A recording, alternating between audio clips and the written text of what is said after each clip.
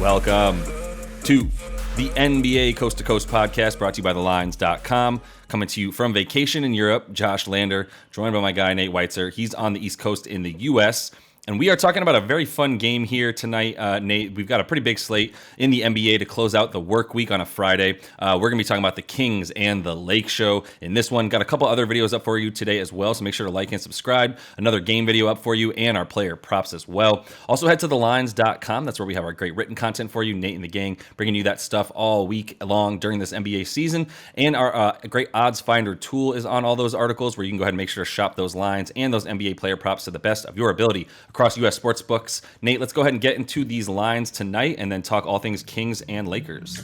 Yeah, some interesting games on the slate for sure, starting with the Nuggets, plus 4.5 at Boston. That total keeps dropping. It's below 230 now. Would be interesting the over if it keeps falling. The Suns are -7 at Orlando, Pistons +9 at Knicks. The Bucks are going to be without Giannis and Drew Holiday, so they're +2 at the Spurs. The Raptors -5.5 at OKC. The Wolves are +4 at Memphis in a rematch of that incredible playoff series we had last year. The Cavs are +3 at the Warriors. We do break down that game for you there. Total around 230. We do like the over, and then the total's around 230 for this last game, where the Kings are -3 at the Lakers. Was -2.5. I saw it get up to -4, and now it's creeping a little bit back down here. Look, we like the Kings. We probably would like them up to -5 or so because the Lakers are, let's face it, one of the 5 worst teams in the NBA, and it's not even debatable at this point. And they don't have LeBron James. He is doubtful. Lonnie Walker, who has actually become maybe their 4th most important player. I mean, depending how much mud you want to sling at those 3 stars, the big 3, like maybe he's better than some of them on a given night. But he's questionable with an illness, and so we don't know. And then Anthony Davis is probable with a lower back, but with Anthony Davis, you can always say probable to go to the locker room if anything happens. And he just hasn't been the same player this year or recently. And that's why without LeBron, the Lakers have lost 15 of their last 19 games. And the offense, which is already ugly with LeBron in there, who they averaged 12 turnovers to 21 assists. They hit just 10 threes at a 32% clip. And their defense gets even worse, 117 defensive rating. The fact that LeBron happened to lead the NBA in negative plus-minus, I'm not really going to detract that from him. I mean, that's more just speaks to how bad the Lakers are overall.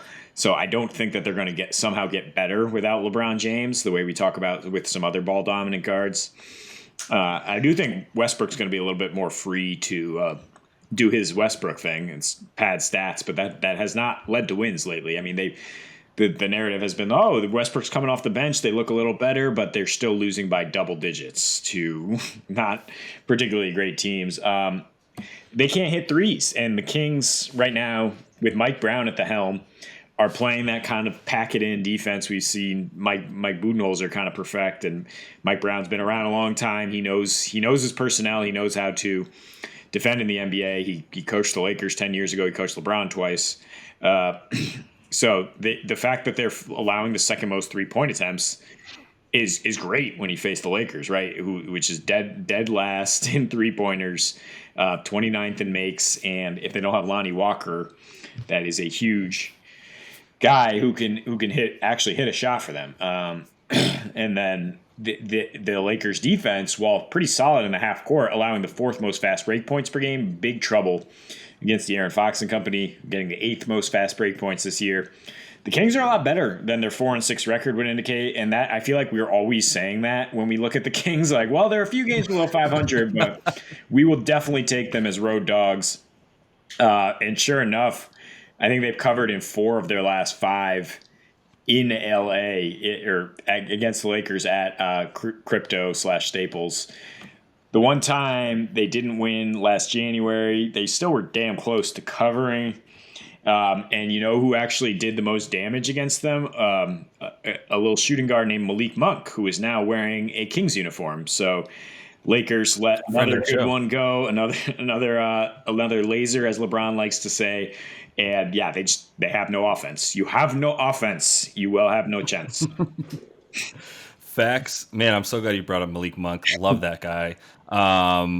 Throw him on the list. The Caruso, Kuzma, KCP, all the solid wing players. And I know he's a tall guard, not the best offensive player, but like, I don't know, there was a string last year where like he kind of carried them to like, I think they won like 4 out of 6, and our man's was averaging 20 plus in that stretch. So, same concept here. He's up to his game. It's been a tale of two halves in a way for this team. Easy for me to say. In the 11 or 10 games that they've played so far this season, for the Kings, right? Like the first 4 versus the last 6, and everything they've done in the last 6 is that like what you said. It's almost like they needed a few games to kind of get into Mike Brown's flow.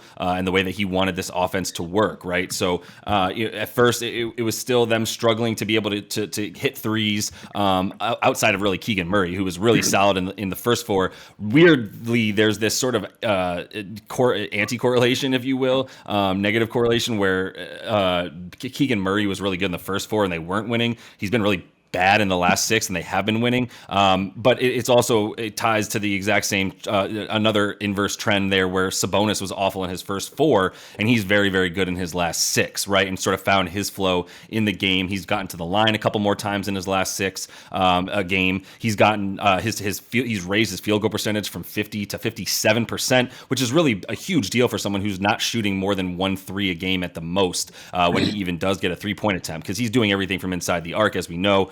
So getting to the free throw line, increasing that field goal percentage is huge for him. That's why he's got 6 more points a game, another board a game more so, and the same 6 assists, which he's looked really good passing for this team in and out of the post. So in the last 6 for them, they've turned it around to become the 6th best offense in the league. They've upped their true shooting percentage to 3rd best in the league. They're still hitting, this is what their team is now. It's the opposite of last season in terms of the 5th most highest percentage of their points off of 3, but they're also getting defensive rebounds, which they weren't doing last season. They were getting more offensive rebounds. They were doing more Rashawn Holmes style things, where he was getting obviously closer to 30 minutes a game last year. Now he's down to about 12 and is a backup center, which, no disrespect to the man, but like he shouldn't be a starting center or power forward on a team that you expect to win at least 50% of its games. And I think this year at 4-6 right now, like you said, it's a little bit misleading. I'm not even going to go ahead and continue to talk about the Lakers. If they don't have LeBron, just whatever, call it. Lonnie Walker, if he's not playing, which it doesn't seem like as well, not helpful, but I wouldn't really care if he was. This is just one of the worst teams in the league without LeBron. We can't even piss on his